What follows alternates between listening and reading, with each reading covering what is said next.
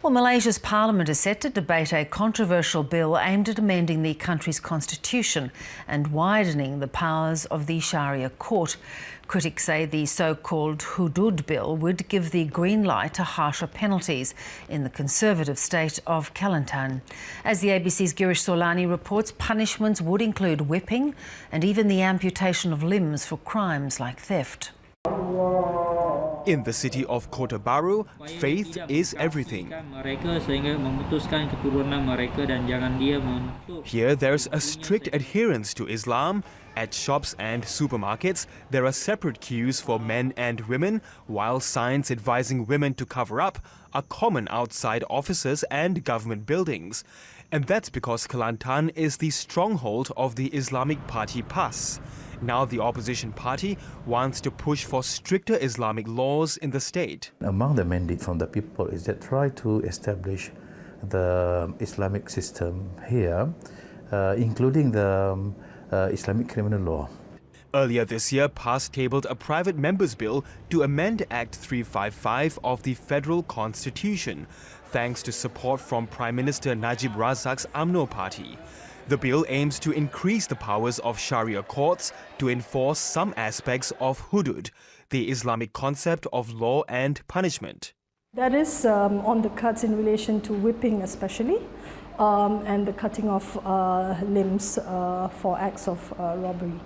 Hudud has widespread support in Kelantan. We need Hudud laws to tackle crime and violence here. Hudud should be implemented because our country is an Islamic country. But there's unease in the cosmopolitan capital, Kuala Lumpur, especially among minorities who fear the Hudud bill may set a precedent for other states to follow suit. My main gripe is that it uses very outdated methods to prove things, to create evidence. How they're implementing is going to be a problem. You know, whatever we do with regards to Islamic laws, it must never encroach on the rights of the non-Muslim. That's very important.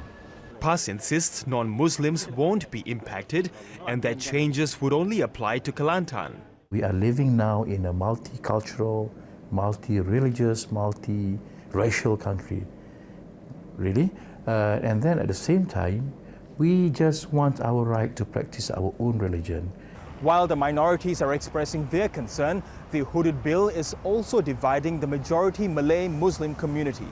I feel very unsafe. I feel very, insecure. I'm under the Hudud law, pregnancy of a single woman would be regarded as evidence of having committed illicit sex or zina. And it appears the Hudud bill is not just about religion. I suspect that UMNO will find some way of supporting the bill because they're preparing for elections. They are trying to amend these laws by a simple bill, which only requires a simple majority, when the proper approach to take is through a constitutional amendment, 2/3 majority. As the parliament braces for debate, UMNO is keeping its cards close to its chest. I'm not so sure